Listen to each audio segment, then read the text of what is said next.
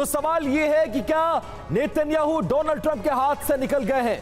पहले फोन पर दोनों के बीच बहस और अब डोनाल्ड ट्रंप के मना करने के बावजूद इजराइल लगातार ईरान पर हमला कर रहा है और ईरान इजराइल को जवाब देने के लिए अमेरिकी बेसिस को निशाना बना रहा है और ईरान की मिसाइल पावर वर्सेस इजराइल की डिफेंस सिस्टम में तनातनी देखी जा रही है और इसको लेकर खलबलाहट और बौखलाहट अमेरिका तक है। बीच में मध्यस्थता करनी पड़ रही है डोनाल्ड ट्रंप को और खुलकर सामने आना पड़ा कि अब एक बार फिर से दोनों देश शांति वार्ता चाहते हैं। बुलेटिन के करने जा रहे हैं बड़ी खबरों के साथ शुरुआत और इजरायली हमले में IRGC का कमांडर अहमद वाहिदी की मौत का दावा किया गया है।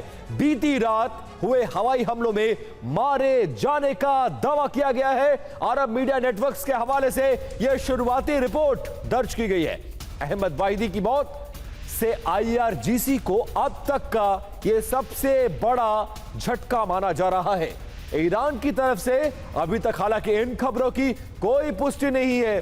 अरब मीडिया नेटवर्क्स यह दावा कर रहा है कि बीती रात जिस तरह से इजराइल ने ईरान पर हमला किया है उसमें भारी क्षति ईरान को उठानी पड़ी है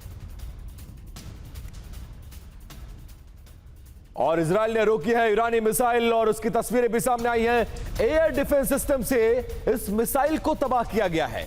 बेन गुरियन हवाई अड्डे पर खलबली जैसा माहौल है और ये देखिए हवा में एयर डिफेंस सिस्टम किस तरह से एक्टिव था और ईरान की मिसाइल जो इजराइल को टारगेट करके आगे बढ़ रही थी उसका हवा में कैसे निष्क्रिय किया है। और इजराइल का ईरान पर भीषण अटैक जॉर्डन के ऊपर से गुजरी हैं इजराइल की मिसाइलें। जॉर्डन में धमाकों की आवाज भी सुनाई दी है। तो ये तस्वीरें जॉर्डन के आसमान की हैं। हालांकि यहां पर धमाकों की आवाज सुनी गई लेकिन ये मिसाइलें जॉर्डन के ऊपर से गुजरी कहां जाकर गिरी हैं इसके बारे में कोई जानकारी नहीं। लेकिन कल रात से एक बार फिर से इजराइल और ईरान के बीच तनाव अब तक के इन 100 दिनों के बीचों में सबसे ज्यादा नजर आ रहा है। और 3 ब्रेकिंग न्यूज आपके टीवी स्क्रीन पर देखिए क्या हो रहा है, यह बहुत समझना इंपॉर्टेंट है। IRGC कमांडर अहमद वाहिदी की मौत का दावा किया गया है। दूसरा, जो कल रात से माहौल है उसके बाद इजराइल का बेन गुरियन हवाई अड्डा वहां पर बहुत ज्यादा तनाव है। और तीसरा, जॉर्डन के ऊपर से मिसाइलें गुजरी हैं और जॉर्डन में भी धमाकों की आवाज सुनाई पड़ी है।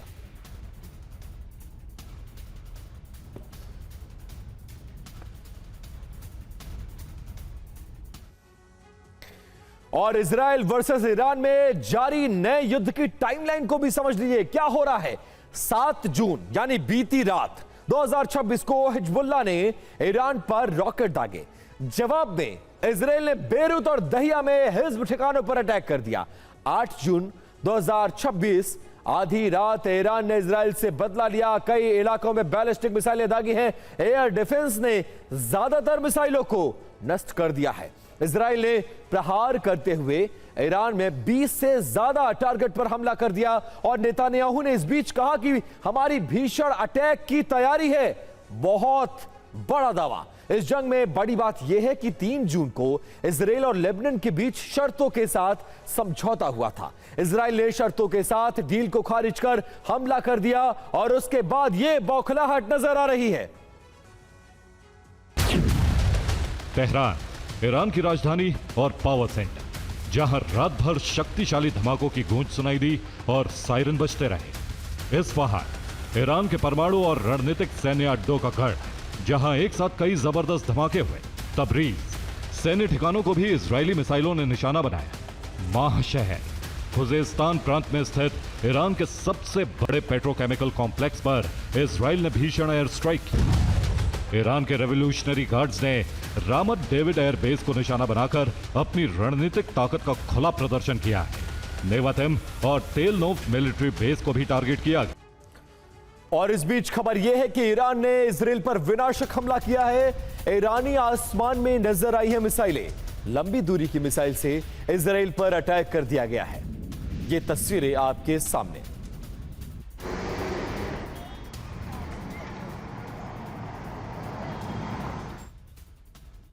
और इजराइल के हमलों से दहला है ईरान।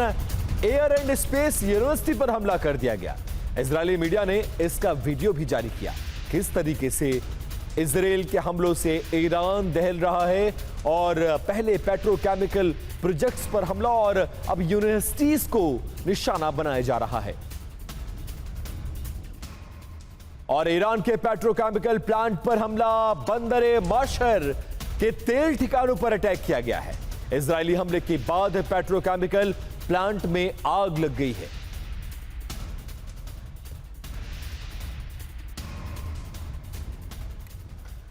तो ईरान पर इजरायली अटैक का रूट के बारे में जान लीजिए कि क्या कुछ हो रहा है और वो कौन से रूट हैं जिनको निशाना बनाया जा रहा है। इजराइल के टारगेट पर तेहरान और करज शहर रहे हैं।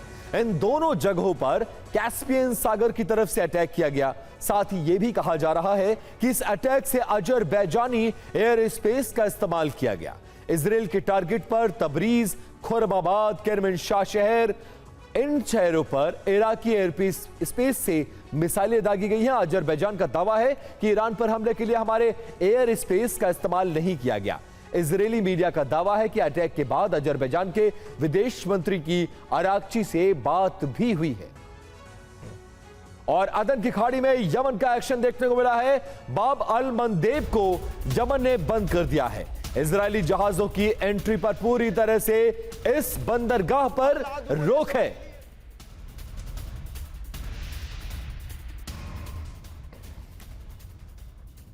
और इजराइल को ईरान ने इस बीच बड़ी धमकी दे दी है। क्या कहा है?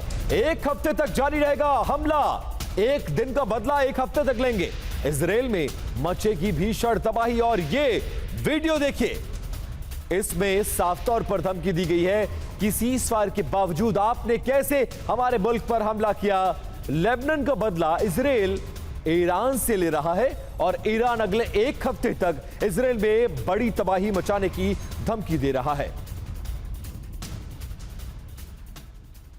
और ईरान का बड़ा ऐलान, 7 दिनों तक हमले का दावा किया गया। क्या है यह पूरा प्लान? द सन की रिपोर्ट में बहुत सारे दावे किए गए हैं। कहा यह जा रहा है कि ईरानी जवाब हमला नहीं बल्कि लंबा युद्ध करेगा। इजराइल से आमने सामने की जंग की तैयारी में इस बार ईरान ने कमर कस लिए। कहा तो यह भी जा रहा है कि प्रॉक्सी नहीं, अब ईरान खुद हमले करेगा। ईरान की रणनीति साफ है कि इजरायली एयर डिफेंस सिस्टम को कमजोर करना है, महंगे इंटरसेप्टर खर्च करवाना, साथ ही इजराइल को कई फ्रंट पर उलझाए रखना। इससे होगा क्या? पश्चिम एशिया में महायुद्ध की आग एक बार फिर से भड़केगी। साथ ही इस युद्ध में अमेरिका समेत कई और देश जो अमेरिका के दोस्त हैं वो भी शामिल हो सकते हैं। और बड़ी खबर यह कि ईरान ने यरूशलेम को इस बार राजधानी को निशाना बनाया है। यरूशलेम के ऊपर मंडराई है मिसाइलें। यरूशलेम में नजर आया धुएं का गुबार। ये तस्वीरें इजराइल की राजधानी यरूशलेम है और वहां पर देखिए कैसे उसके पूरे आसमान में रॉकेट ही रॉकेट नजर आ रहे हैं और इन तमाम ईरानी रॉकेट्स को निष्क्रिय कर रहा है एयर डिफेंस सिस्टम। और कुछ जगहों पर यह ब्लास्ट भी कर दिया है। पहाड़ी के ऊपर देख सकते हैं आप किस तरह से एक मिसाइल आकर टकराती है और उसके बाद धुएं का गुबार साफ तौर पर देखा जा सकता है। और यरूशलेम में ईरानी मिसाइल गिरने का दावा किया गया है। इमारत से उठता नजर आया धुएं का गुबार। एयर डिफेंस सिस्टम फिलहाल सक्रिय नजर आ रहा है।